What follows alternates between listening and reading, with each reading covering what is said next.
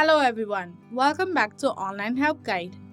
Do you know that TikTok's algorithm works based on videos you watch or the video that you have liked before? TikTok stores this information and displays similar content based on your liking. And sometimes watching videos you don't like continuously can be frustrating.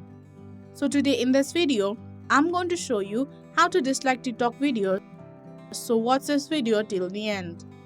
There is no such thing as a dislike button on TikTok, but you can still influence the TikTok algorithm to stop seeing certain videos. So let's begin. First, open up your TikTok app. If this is the clip I'm not liking it, gently press on the screen for a while. A menu will pop up and tap on Not Interested. This way, similar type of clip will not be shown much on your feed. So that is how you dislike TikTok videos. Thank you for watching Online Help Guide. Hope this video was helpful. If it was, then hit the like button and comment down if you have any questions or feedback.